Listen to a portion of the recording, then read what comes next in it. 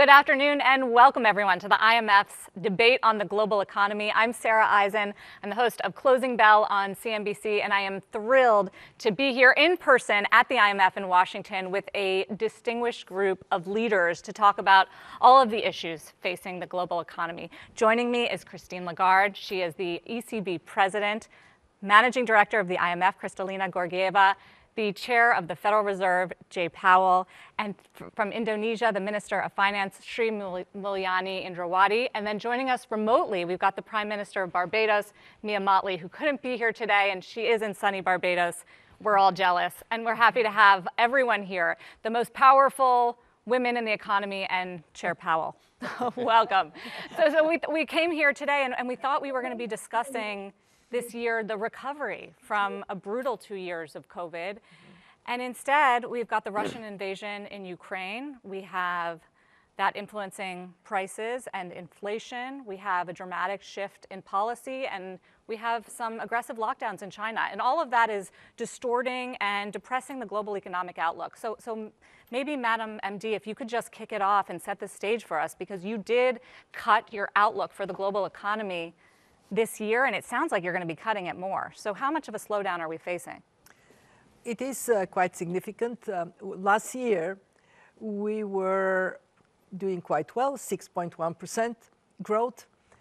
We were projecting slightly less, but still high for this year, nearly 5%.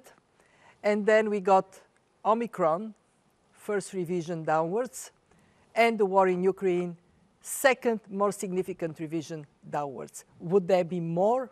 It is to be seen. It depends on how long the war is going to last, how effective policymakers are going to be to deal with inflation without slowing down growth. And is there something else to hit us? We do live in a more shock-prone world. If anything we learned in these 2 years is that we have to be more agile, to build more resilience to these shocks. And one of the objectives of us meeting here in Washington is to talk with each other and identify what is the policy combination that can deal with these short-term challenges without jeopardizing longer-term sustainable growth. Well, we do have a good mix of fiscal and monetary leaders here on the panel. So just to follow up quickly, Madam MD, as far as the outlook and the deterioration, how close are we to something like a global recession? Well, we are still very much in positive territory. Growth projection for this year, as you said, 3.6%. Let's remember that was the average growth rate between 2011 and 2019. We have only small handful of countries that are in negative territory. Among them, Ukraine, devastated, shrinking by 40%. Russia, very significantly, in fact, impacted, 11% below what we projected in October. But most of the countries are growing, although slowly. What is the big problem, Sara? The big problem is that the exit from the pandemic-induced crisis is now slowing down for the future. Just one number. Emerging markets and developing economies will be still 6% below their pre-pandemic trend in 2026. This is 2 years or more delay in their recovery. What is my biggest worry? With food prices, energy prices up, with prospects for recovery much worse, are we going to see the phenomenon from 2019, people on the street, unrest, creating more difficult environment for policymakers to do the right thing? Yeah, we're going to get into some of those risks, but I do want to hear the individual outlooks, especially from Europe, President Lagarde, because of its proximity to Russia and Ukraine, the spillover effects that you're seeing, and now there are concerns about stagflation there and the effects where it depresses economic growth and drives up prices. So how much has the outlook for Europe changed? It has changed exactly in the same direction as indicated by Kristalina. So it's been a haircut to growth projections, and it's been a rise in the inflation numbers. And certainly when we look at the risks, they're skewed to the downside for growth, so there might be more cuts to come, and to the upside for inflation. That's where we are. And it's particularly saddening, not only because of the death, not because of the destruction, not because of the devastation, which in and of itself is a cause for huge concern and sympathy and support for the people of Ukraine, and blame for those who took the initiative of that unjustifiable invasion, Russia. But it's also causing harm throughout the world, predominantly in Europe for the moment, but it will, there will be ripple effects going way beyond Europe. For the moment, as you said, geography plays a role, and Europe is literally next door. Ukraine is one of us, and taking this horrible hit. We are seeing refugees out of Ukraine into many of our European shores and countries, and we have to, by solidarity, do everything we can to support them.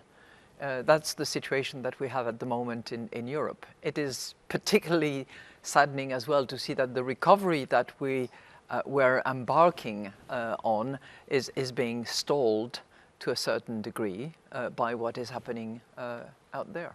What if Europe takes another step and does ban Russian oil, gas, and coal? What would happen to the European economy? Well, let me just first of all salute the sanctions that were decided on a pretty global basis. Sanctions against the oligarchs, sanctions against the family members and the people at the origin of this unjustifiable war. De-swifting of about 80% of the banking sector of Russia, and also freeze of the assets of the National Central Bank of Russia that could be identified outside of Russia and a couple of other countries. So this bulk of, there were 5 set of sanctions decided one after the other, has clearly had a massive impact on Russia. And will continue to have an impact. And I think we will. The more it's rolled out, the more impact it will have. Obviously, the next question that everybody is agitating and considering is what happens with the oil on the one hand, the gas on the other hand. I think the issue of coal has been addressed by the Europeans together, who've decided to ban coal coming out of Russia. And I think it's a process, and I would not exclude that there be more decisions to come as it unfolds. Chair Powell, the U.S. has been a relative bright spot in the global economy, but now policies are changing, as you know, to address inflation, and there are concerns globally about the tightening of monetary policy.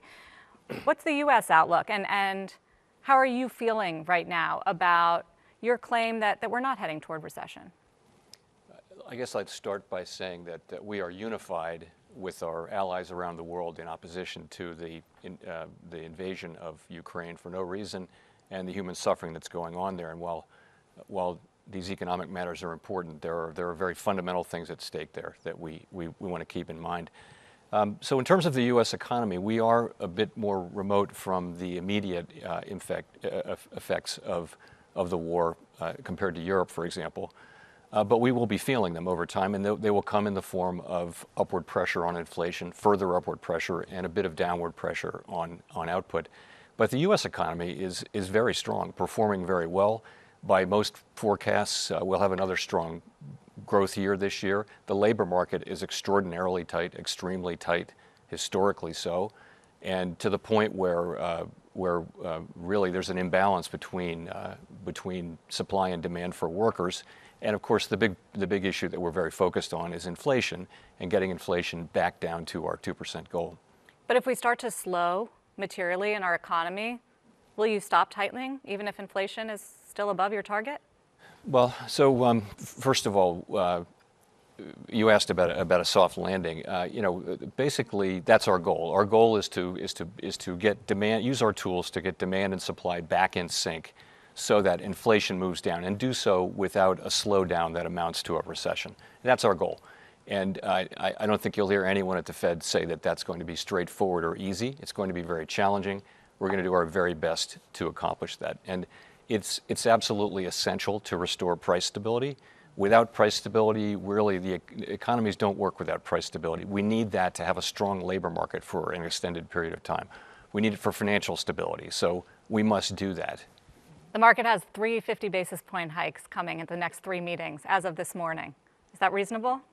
So I try not to comment on specific market pricing for things, but I will just say this. At our last meeting, and this was in the minutes from the meeting, many on the committee thought it would be appropriate for there to be one or more 50 basis point hikes. Are you one of those people? I don't disclose my own path. I try to lead the committee, but so I think markets are processing what we're saying. They're reacting appropriately generally, but I wouldn't want to bless any particular market pricing. The thing I want to say though is we really are committed to using our tools to get 2% inflation back. And I think if you look at, for example, if you look at the last tightening cycle, which was a 2-year string of 25 basis point hikes from 2004 to 2006, inflation was a little over 3%. So inflation is much higher now, and our policy rate is still more accommodative than it was then. So it is appropriate, in my view, to be moving a little more quickly. And I also think there's something in the idea of front-end loading whatever accommodation one thinks is appropriate. So that does point, that points in the direction of 50 basis points being on the table. Certainly, we make these decisions at the meeting, and we'll make them meeting by meeting. But I would say that 50 basis points will be on the table for the May meeting.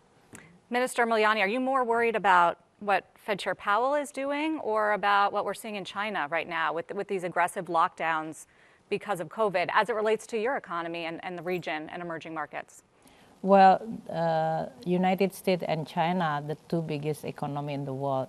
Whatever happened in these two economies definitely have a spillover to the rest of the world. First, I think what Chairman Powell mentioned about the challenge to stabilize the price inflation down definitely will require monetary tightening, and that has been communicated. We are talking about well-calibrated, well-communicated, well-planned. So even though we cannot avoid that direction of policy, at least market as well as many policymakers in the emerging country and developing country need to prepare for this eventuality. I think that's one very important thing. In Indonesia case, back in taper tantrum in 2013, our situation today is much stronger. Back then, our external balance, the balance of payment in a current account deficit, and that's why even when Federal Reserve has not yet moved announcing it, it's already creating a huge jittery. Today, Indonesia, again, because of the war, unfortunately, but then creating this high commodity price, Indonesia has quite a significant commodity which is enjoying this high price. It is not appropriate, morally wrong if I'm saying that we are having the benefit of this situation, but our export grew by more than 24% last year. And in this first 3 months, it's actually growing even higher than that. So we are enjoying surplus on trade account as well as on my budget. So we are in a position of strong position in which then this kind of situation, hopefully we are going to be much less affected. Although capital outflow is happening already on a bondholder in Indonesia, and in this case, we've already reduced the exposure of the foreign ownership on our bonds to less than 18%. This is significantly reduced than originally 40%. So create stability. China situation with the COVID and the policy of lockdown definitely create a lot of concern regarding their their growth outlook. Although in this past 2 days we heard from Central Bank Governor Yi Gang that they are going to do all necessary to make the growth at least still continue strong enough at the level.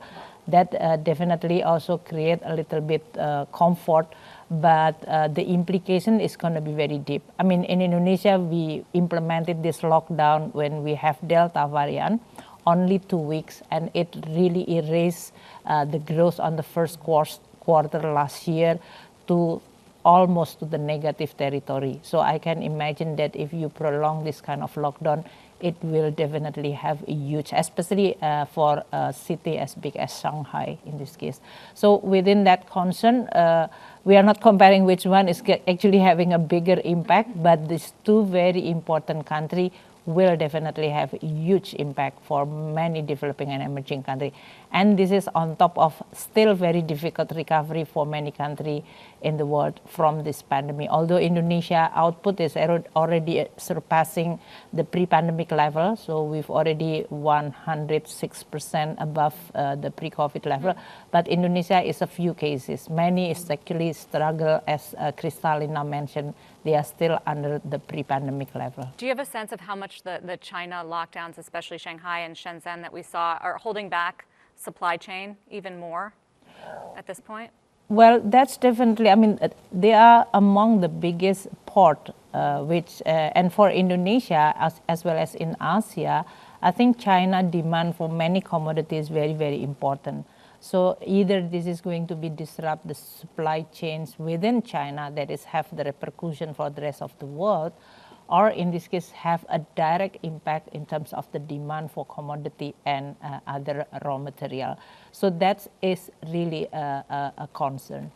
Prime Minister Mottley, haven't forgotten about you. Definitely want to hear from you. I think you win the award for the best growth forecast from the IMF this year, right? 11.2% growth. Tell us what you're experiencing. Obviously, there's a big tourism boom, but you've heard about all these headwinds, and I'm curious how you're affected by it and what you're most focused on. Yeah, I think that the figures you quoted are what we are hoping for growth for this coming year. But like everywhere else, we are going to have to probably moderate because of the very, very uncertain challenges in the world. And of course, we're not only talking about the war in Ukraine, but we're also talking, as you just referred to the difficulties as a result of the lockdown in China. For us, it is probably the inflation is more of a supply chain problem because excessive demand hasn't really come back as we would like. Our economy fell by about 14% in 2020, as did all other tourism and travel dependent economies in the world in the first year of the pandemic. What we are seeing is literally an increase in inflation. By the end of last year, inflation was regrettably up to almost 6% from just over 2-3% before. So when that is now compounded by the war in Ukraine and the supply chain problems, again with the lockdown in China, we expect to see continued inflationary pressures. And then when you add to that the tightening of monetary policy, that's going to be worse for us because you have to recall that unlike other countries, the only thing we could really do was literally to increase debt. We don't have the benefit of the fiscal and monetary relaxation that Europe and the UK and the US were able to do so successfully in the middle of the pandemic. We don't have those options. And that is why for us, the whole injustice of the moment probably relates to the fact that the enormous COVID debt that we've accumulated has now also to limit the space that we have to be able to fight inflation, because in small economies such as ourselves, small open economies, as you know, the only way we can cushion inflation is by expanding our fiscal position to be able to buffer people. So these things are truly concerning to us. The issue of the debt is even more so. And let us compare, as I have done for the last 2 years, the GSSI and the Common Debt Framework as against what had been done by the G7 countries. And let us also reflect on the fact that we're not going to be serious unless we bring the non-Paris Club actors to the table. The private sector has to come. And we're not going to be serious until we address the issue of the climate crisis and the funding that's necessary, because at the same time that we're facing all of this, we have less than 12 years to adapt to a very, very likability of a 1.5 degree world. But even if it doesn't get there at 1.2, as you all know, we're already seeing the devastating impacts of the storms and the hurricanes. But what most people don't know about are the droughts and the sargassum seaweed and the destruction of the coral reefs that lead to coastal erosion. So at a time when we need to have expenditure more than ever, there is little concessionary funding available, there's little fiscal space available, and there's an urgent need for us to seriously reform the international financial institutions if we are to be equal to the majority of poor people who don't live, by the way, in poor countries. 75% of the poor people of the world live in middle-income countries that are denied access to concessionary funding and that do not have the fiscal space even when they get funded, and that have been compounded by events outside of control in the pandemic and indeed, of course, with the climate crisis. That sounds like a to-do list for the IMF. So much so. Mia, I have a piece of really good news for you. You have been championing the allocation of concessional finance, not only on income per capita, but also on vulnerability to climate shocks. And today, at the discussions we had, the Resilience and Sustainability Trust, which will provide long-term maturity, finally financing to vulnerable middle countries, got a big boost. We signed up already $40 billion for it. So one instrument that you should take pride of. When Christine was the managing director of the IMF, I remember you saying to us, there has to be allocation of concessional finance linked to vulnerability. It has happened. But let me take two more points of Mia's list, if I may. The first one is the issue of debt.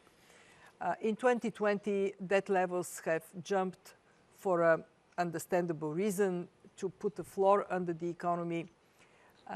Largest increase since the Second World War in 1 year. In 21, it was easy because interest rates were low, access to financing abundant. For some, it was cheaper to pay for more debt in 21 because of this drop in interest rates. 22, different. In 22, we have to brace for quite a number of low-income countries, some middle-income countries, to hit the wall. And we have to be honest, that requires upfront action by the countries themselves. Do all you can, extend maturities. If you have currency mismatches, fix it, but also for us, and the IMF has its own responsibility. We have to help countries restructure debt early. And if we don't, down the road this year, we may be in a very difficult place. You talked about the 50 basic points. Just imagine what it means for emerging economies if, on top of it, their currency depreciates, which is also possible, and capital starts seeking the comfort of coming here to the United States. Very important problem. And the other one I want to touch very briefly on is climate change. It is not going away. On the contrary, it is getting worse. For shock-prone countries, this requires for them to take measures to make their economies less vulnerable to these shocks, for the rest of the world to provide them with the support that is necessary. Sri Mulyani co-chairs the group of finance ministers that are wrestling with this issue. We have to come up with practical, very effective schemes, because if we don't, it would be, for these countries, for these vulnerable countries, it would be a shock they cannot anymore sustain on their own. Since we're on the policy discussion, I do want to dive a little bit into monetary policy, since we have the world's two leading central bankers at this table. And maybe I'll ask you, MD, who has a tougher job right now, this guy or President Lagarde? Whoa. Well, they both are fully equipped to do their jobs, and as a result, it is easy for both of them. Yeah, I think we can agree with that. Yeah. But President Lagarde, so clear, Europe is dealing with sky-high inflation rates as well, highest we've seen in the Eurozone. Why are you not sounding as hawkish as Chair Powell when it comes to raising interest rates and tackling inflation? Well, first of all, I'm not a hawk, I'm not a dove, and I'm carrying this little owl with me all the time to remind myself that everything that we eventually decide has to be a concerted, coordinated, collective decision. But I think you ask a really important question, and I thank you for that, because it's often the case that commentators, analysts will just put the two of us in the same bag, and I'm very proud to be associated with Jay Powell because I respect him greatly. But our economies are moving at a different pace. Our inflation are fed by different components. And as a result of that, our analysis of the roots and the consequences of inflation have to be different. Let me just give you an example, and I'll just speak for Europe, and then I'll let my colleague, Mr. Powell, speak for his economy. Given that we have both the objective of price stability, which is the driving compass for us. Our inflation numbers are very high. You're right. 7.4% in March, and we will be, more than double above the target at the end of the year. But when you try to understand what comprises that very high number, you see that almost 50% of it is energy prices. So that's a supply shock that we are taking. If I look at my core inflation, so if you take out food, you take out energy, I'm down to 3%. It is north of my target, which is 2%, but it is more manageable, if I may. It's actually 2.9% because it's just been revised this morning. So our inflation is fueled by a supply shock, which calls for a particular type of response, which brings together fiscal policies and monetary policy. And obviously, we cannot operate at the same pace, with the same sequence, using the same instrument necessarily when it's that kind of inflation that we are dealing with. So it is much broader based than it was. It is much higher than our target, but it is supply driven, number one, and it needs to be addressed in a sequential, flexible, gradual way, which is what we have begun doing. We have started the journey back in December.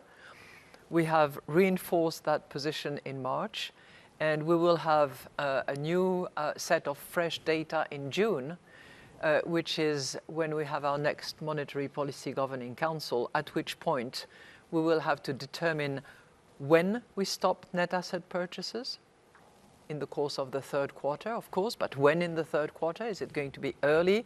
Is it going to be later? To be determined by the data that we receive. And that will then lead us to assess whether or not an interest hike is needed, and at what point in time after the net asset purchases have concluded. So you don't have that in your mind, that you'll be raising interest rates, say, in July? I have all the steps, all the tools, and all the sequences in my mind all the time. And what I look at all the time too is the various indicators that are provided by the forecasters, by market analysts, by markets, by consumers, by the labor market, which informs us, because clearly the second round inflation is one component that for us is critically important in order to determine whether inflation expectations are well re-anchored at around 2% or whether they are at risk of de-anchoring. So that's what I have on my mind all the time. But they're moving up a little bit, aren't they? To be fixated on a day, a time in the day, doesn't make any sense to me, because once we say that we are data dependent, for goodness sake, let's wait until we have the data and then we move on to decide. And we've agreed on a sequence. We have to follow that sequence in the journey that we have embarked upon. What about inflation in the US? Some are wondering if it's peaked. Do you think so? So let me say one of the great benefits of the IMF meetings is the chance to talk and collaborate. Christine and me and all of our colleagues talk about these things, and we find a couple of things. First is that inflation is really a global problem. It's quite everywhere, and it's high in most places. But there are differences. There are certainly differences. So in the United States, we have very strong growth.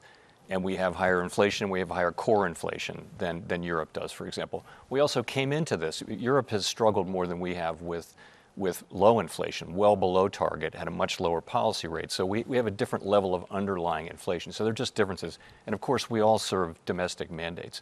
So in the case of the United States, we have had an expectation that inflation would peak around this time and would come down over the course of the rest of the year to an extent, and then come down further in 2023.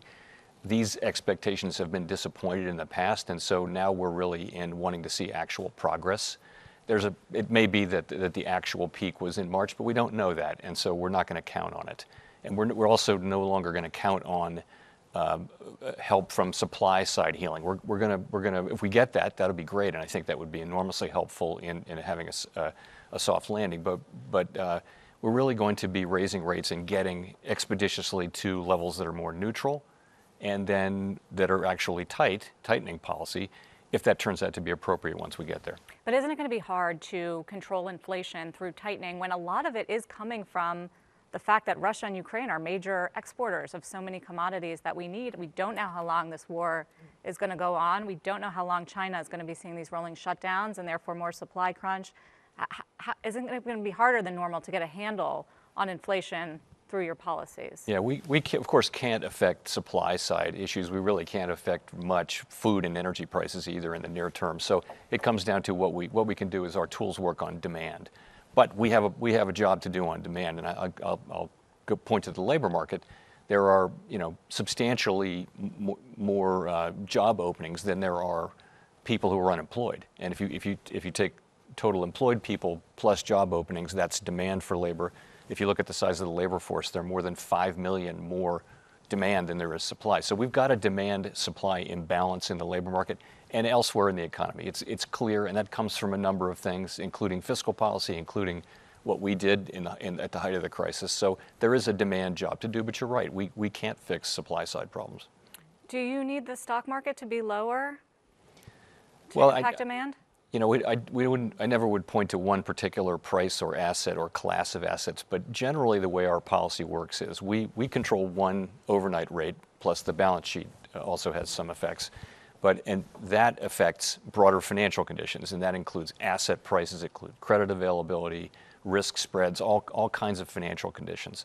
And the financial conditions, in the end, those are what affect the real economy. So we monitor financial conditions. So there really are two steps there. And one of the many, there are many different combinations that are possible of financial conditions, and we have seen some tightening from our rate increases, and that's to be expected. So some people have this idea, President Lagarde, that you guys need to shock the markets to really to start to see more of an impact when it comes to putting pressure on demand and on inflation. Is that something you ascribe to? I think what we need to do is communicate with as much clarity as possible as to what we analyze, what we see, what timing we have in mind, and what journey we're embarking on. And for us, it's not so much an issue of tightening when we look at the real rate. It's an issue of normalizing monetary policy and using the tools that we have. I think the added dimension that Europe has is that it's a monetary union with the complexity of a monetary union where you have 19 different fiscal policies, 19 different treasuries, and that makes my job just a little bit more complicated. But you also have the euro, which, because you're moving at a slower pace, is weakening pretty substantially. Is it getting too weak and making the inflation problem worse? No, we don't target any particular exchange rate. We pay attention to it. It clearly has an impact on inflation. But we don't target any exchange rate. Minister Mulyani, want to move it to the fiscal side of things. We've done monetary policy. As you look at the appropriate policies right now, it's a little tricky because normally the IMF would advocate for fiscal stimulus in a weakening global economy. Can't do that now when we have such a strong inflationary environment. So how are you thinking of the sort of policies to insulate your economy from some of these issues? Well, first, we are not starting from the situation which is favorable after 2 years of the pandemic, which is widening the deficit and debt for all countries in the world. That's one thing. Second, with the interest rate inflation and the interest rate response, the cost of borrowing definitely is going to be high. So if you are going to continue boosting, this is the supply demand side in this case. If you look at the recovery in Indonesia case, demand has been now growing very fast. Consumption recover with the mobility because of the pandemic under control, investment recover, export is double-digit growth. So we don't have the recovery from the demand side. If it is going to be a problem, whether this can create overheating, but our inflation is now around 2%, so it's much low in this case. The problem on the supply side is much more complicated, as Chairman Powell mentioned. If it is related to the energy and food, it politically, socially very sensitive. You cannot delay on that side. And that's why usually that immediately create a fiscal pressure in the form of, are you going to allow this shock coming from outside pass through directly to the people, or you are going to absorb this shock through your fiscal policy by providing subsidy, and then your deficit will be widened. That deficit is going to be too costly because the interest rate now is much higher. So this is really not a free lunch or free policy. You really have to be very careful in designing all aspects of the fiscal side. I think from the Minister of Finance point of view, you should not, just like Christine mentioned, you should not narrow your instrument. You have a lot of options. In the fiscal side, you have on revenue side, so on tax, non-tax revenue, excise. You really have to look at the composition of your revenue, which one is actually strong enough to then you can collect more. And that's why in Indonesia, even during pandemic, we reformed the taxation. We passed two legislation, we harmonizing the whole legislation related to the tax, including anticipating to this global taxation agreement, in which we are going to have at least a better arrangement on the taxation across country. The second one, you look at the spending side, and this is exactly our spending in the past 2 years dominated mainly by the COVID-related spending, health, vaccine, treatment, therapeutic. So now when the declining rate of the COVID, meaning that you have a fiscal space, you don't want to squeeze so that the economy is going to weak again. So the same space, but you free up from this health, you can use it for others. For example, infrastructure again, labor-intensive infrastructure so that you can create job, because many of them is actually unemployed or reduce their income during the pandemic. That can be done. So expenditure side definitely have a room for that, for you to really do in a much more detailed way. What that can create job better, what that can shield this shock. For example, like food security, energy security, infrastructure that can improve your productivity. So that is very important. Then you are dealing with the financing strategy. With this higher borrowing costs, you have to be very careful. So fiscal consolidation is definitely very important. In Indonesia, we're reducing our deficit from 6.1% to 4.5%. We are aiming for 4% and then below 3%. That is the fiscal discipline of the Indonesia fiscal policy in the past 20 years. So we only have 3 years during this pandemic to allow to have the fiscal deficit above 3%. That's signaling to the market that we are on our track, credible enough, so that the market is going to price our bond correctly in this case. So they are not creating excessive punishment only because Chairman Powell said that I'm going to do the 50 basis point how many times. That is going to be something that... What did he say? Well, no. Prime Minister, because you're asking the question. Yeah, no. Basically said it. Prime Minister Mottley, you brought up food insecurity, and you're very powerful. I went back last night and watched it again. Inspiring speech at the UN last fall, I believe.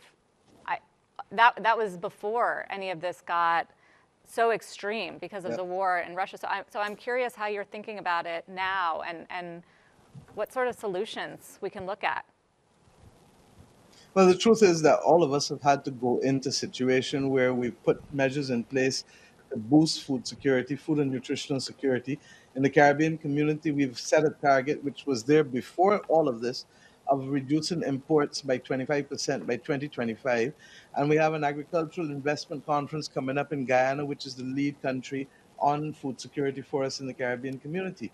But I make the point because I heard my colleague Minister just now referring to what has to be done in order to protect our people against these pressures. The reality is that with a high debt framework, as most of our developing countries have, as small island developing states, not because of profligacy, not because of corruption, but largely because of having to take on our balance sheets the consequences of the actions of others, we feel that the time has now come for us to make some decisions to change it. And Kristalina, you're absolutely correct about the Resilience and Sustainability Trust, and we thank you for it. And in fact, it's a right step in the right direction. It's the only step thus far that acknowledges vulnerability, but we need the World Bank and the development banks to go further with us. And the reality, one of the things you said to us at the beginning of the pandemic was that you needed us to keep to spend the money but keep the receipts. And we did in fact keep the receipts. So it should be easy to identify COVID specific debt. It should even be easy to identify climate related debt. But what we need to do, because of our highly indebted situation already, is to put this on another international balance sheet. You can perhaps have a pandemic trust and you can have a climate adaptation trust. But the reality is that what we need is to be able to move it off of our balance sheet, because if it is on our balance sheet, then it precludes us from being able to achieve the SDGs, which is our normal development trajectory. And we really want you to perhaps treat it like the British war debt, if it has to come on our balance sheet. Because if it's coming on our balance sheet, how do you have a situation where the British understood after World War One, they issued bonds in 1914 and 1917 as 30-year debt at 5%, consolidated them in 1932 to 3.5% with no maturity, and it became perpetual debt that they paid off 100 years after the 1914 debt. Now we have to think outside of the box because it's becoming increasingly difficult even for us to shield our populations with the limited fiscal space that we have against the fact that the cost of debt is likely to increase because of the monetary conditions tightening, and because of the fact that we just simply are not seeing the rate of economic recovery as quickly as we need to.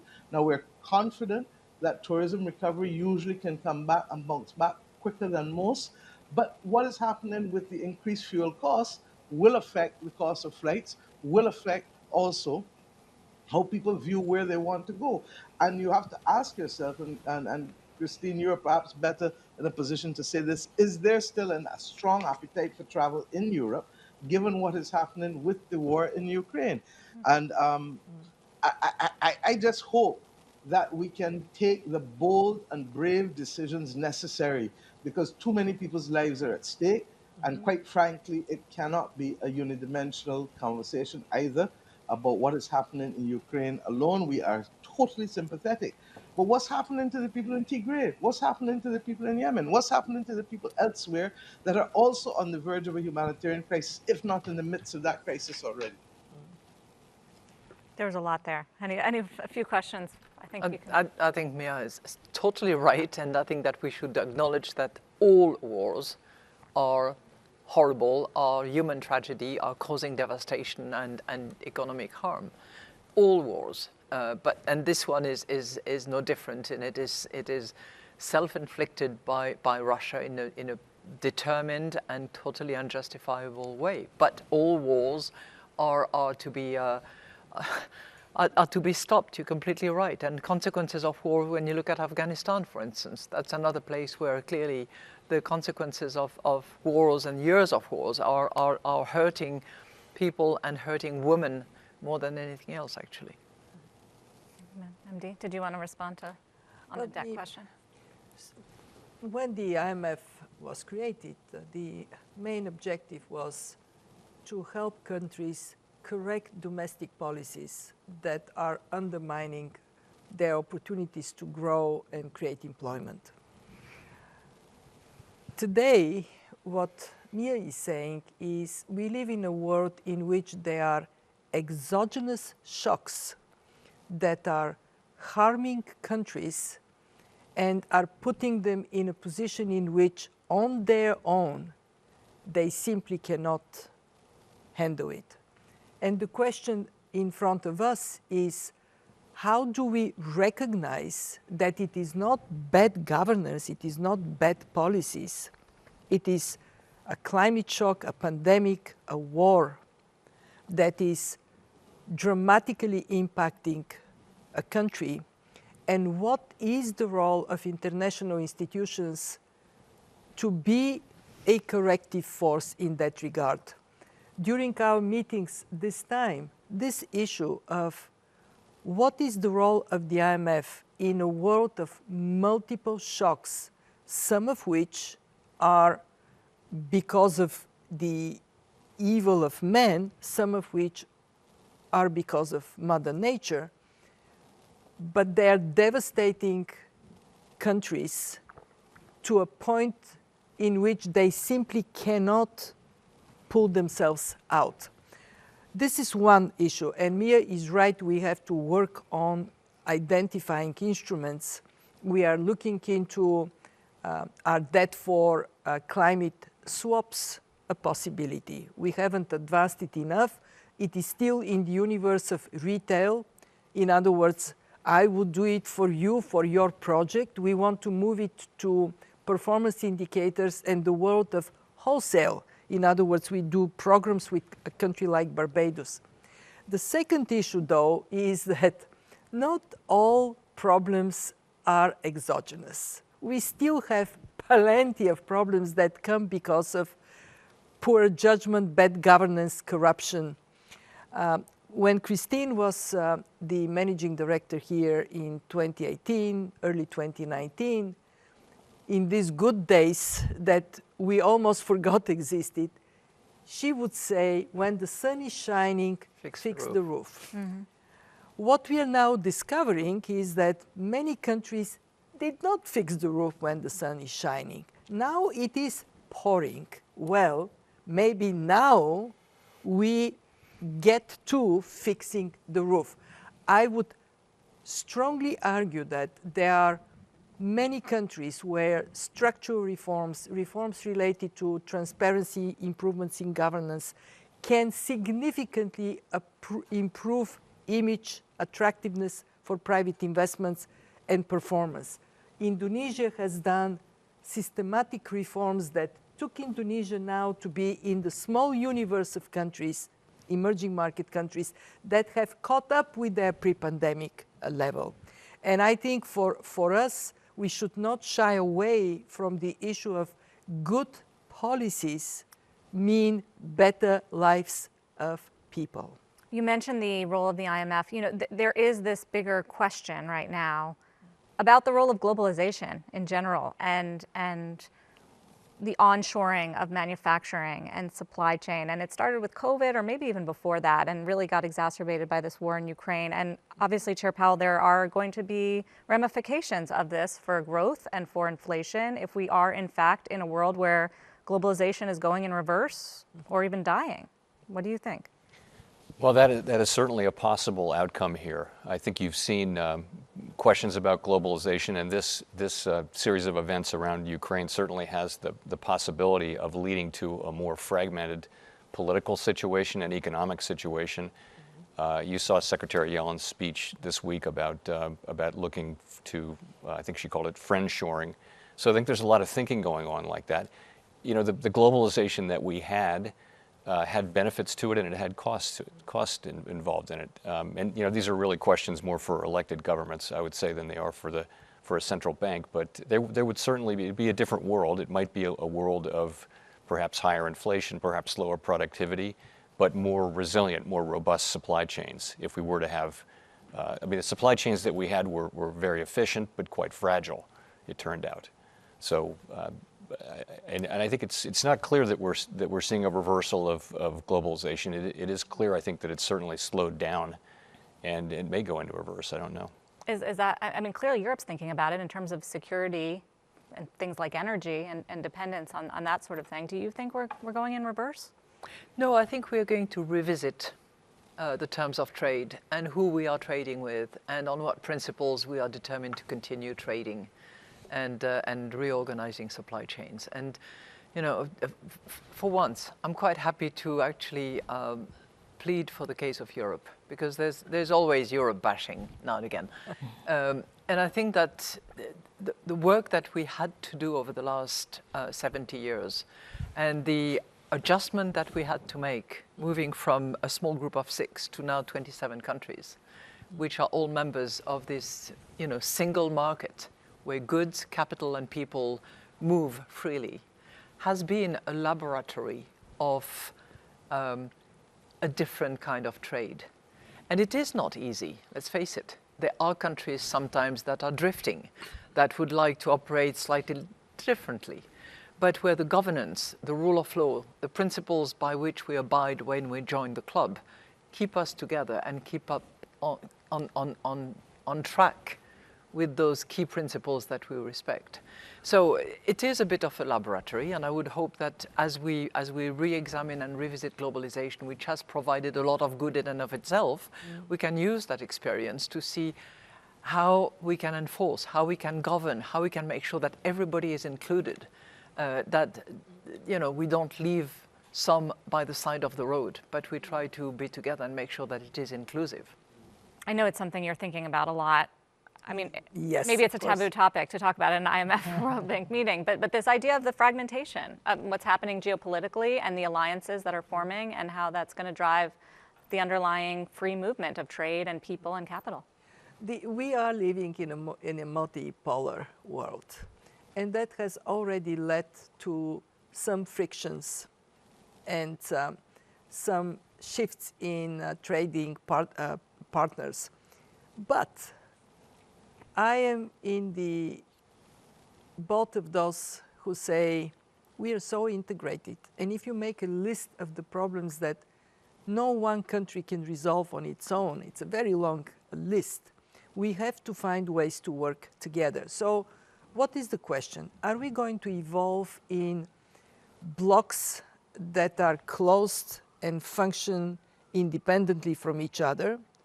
Or we would have some preferences, preferred trading partners, but we will have highways and bridges that allow us to still solve big problems, come on the same page.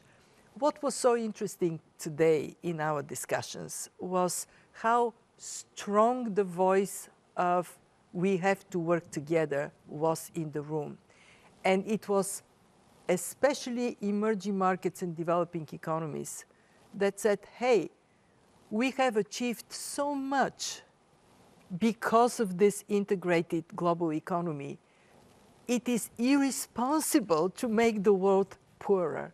And actually, Sri Mulyani spoke so well that it is the quality of our world, not just the quality of our economies, that is at stake.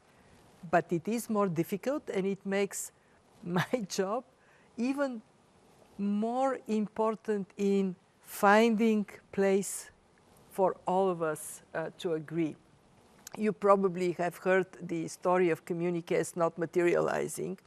Didn't materialize for us at the IMFC, but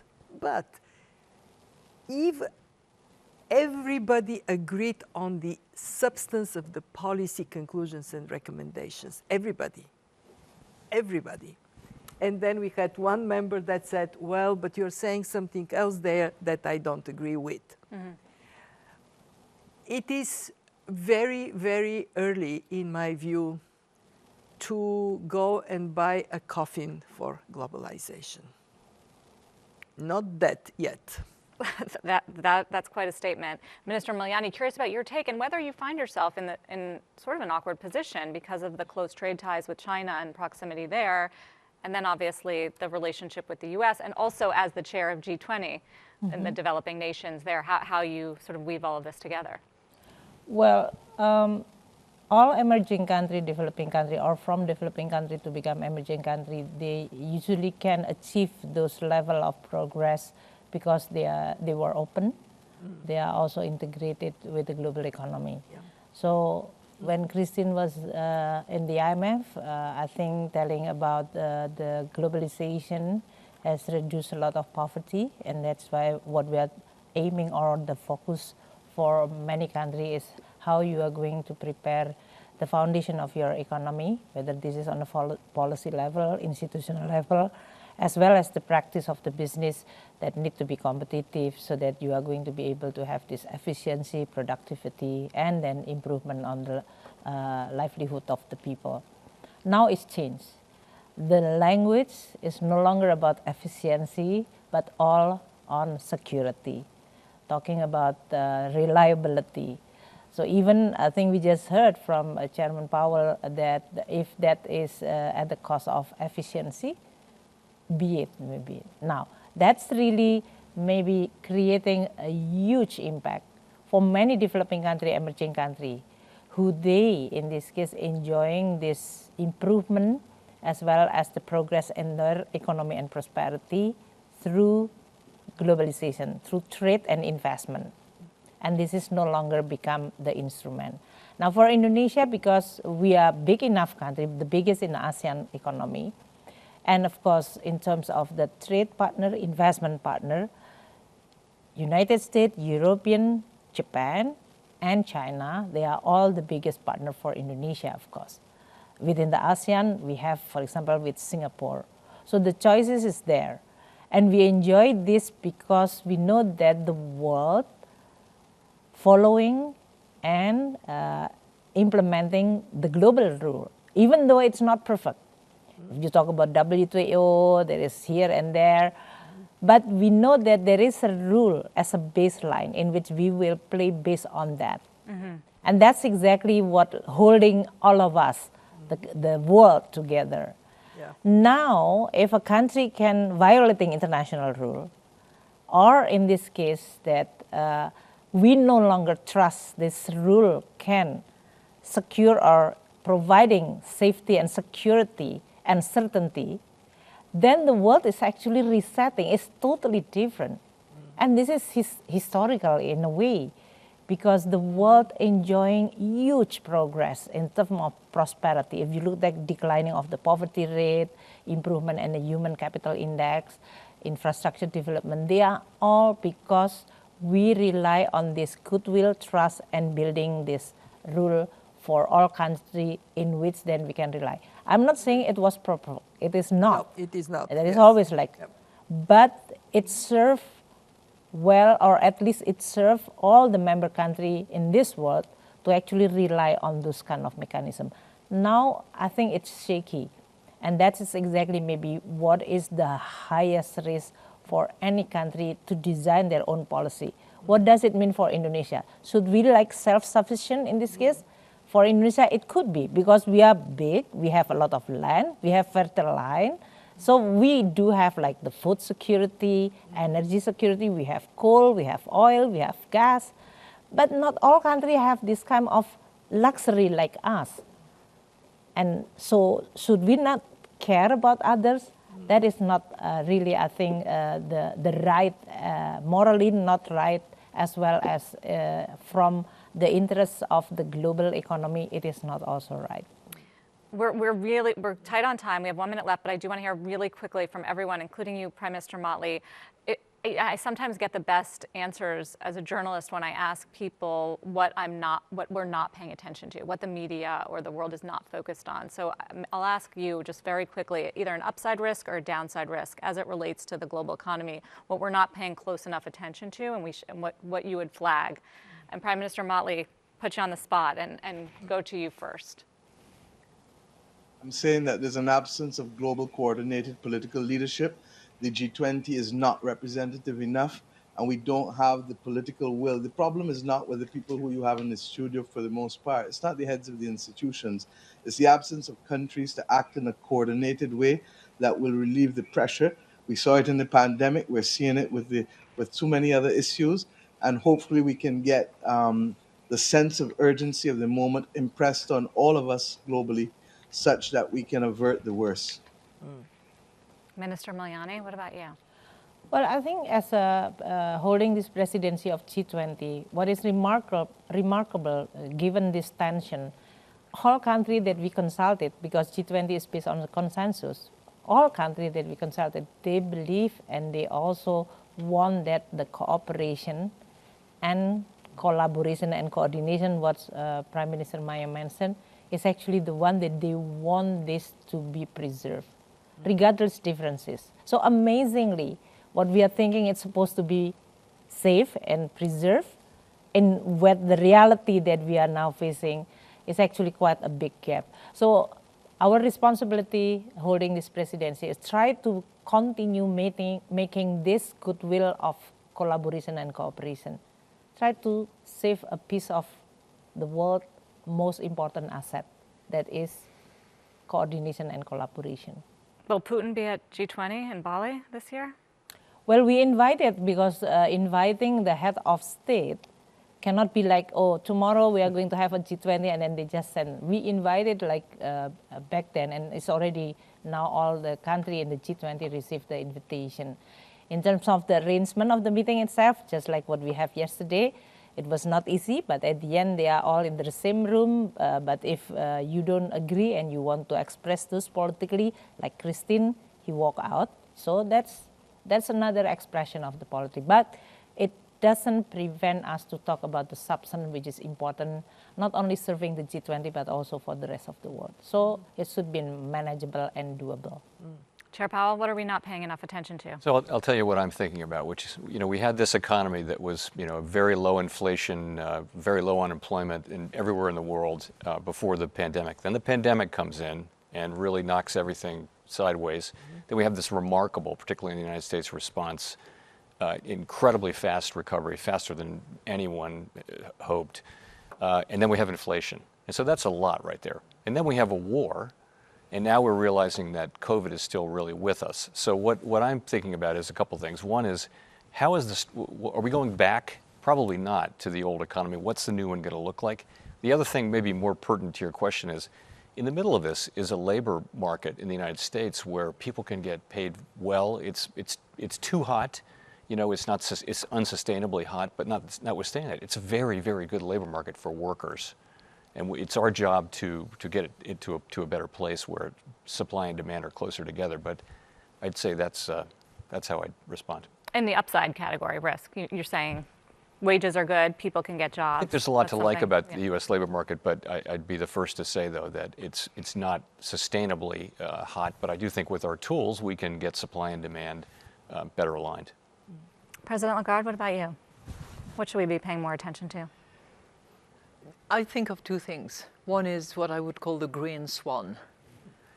We talk about black swans, and I agree with Jay that we've had one thing after the other hitting us, and in the main we've tried to respond as well as we could, and often in a very coordinated fashion thanks to international institutions like the IMF. But the green swan is something that terrifies me. When I think of what's happening in South Africa at the moment, the hundreds of people that are dying because of flood, and what's going to come next? Could it be Mother Nature that we are hurting so much that it retaliates against us? So that's one thing that is often on my mind. I think the next one is the madness of man, more than women actually. Always. Yeah. Madam MD.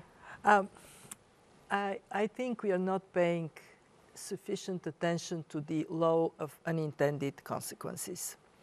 We take decisions with an objective in mind and rarely think through what may happen that is not our objective.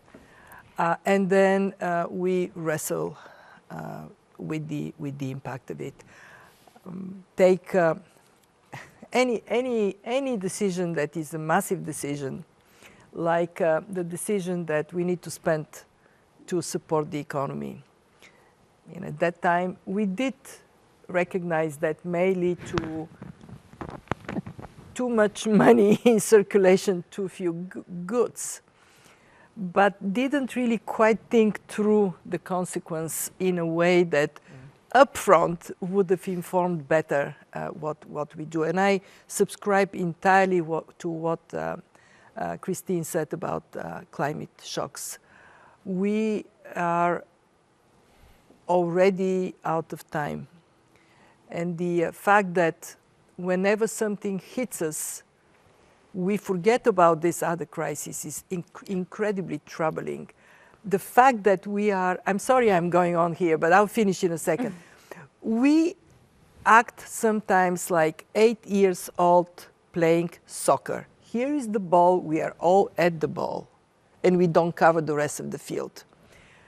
Our ability to deal with more than one crisis at one time is very, very limited. And we have to zero in on the really big things that would determine the future and keep our attention on them.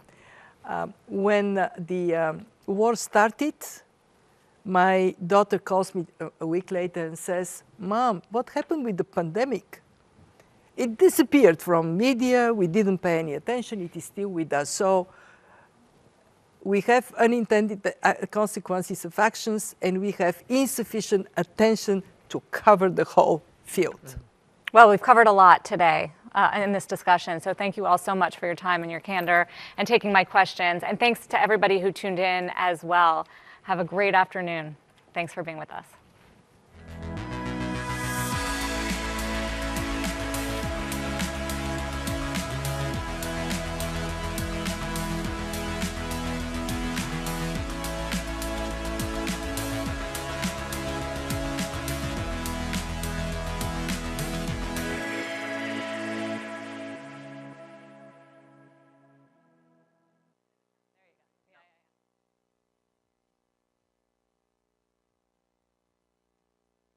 Thank you. Thank you very much.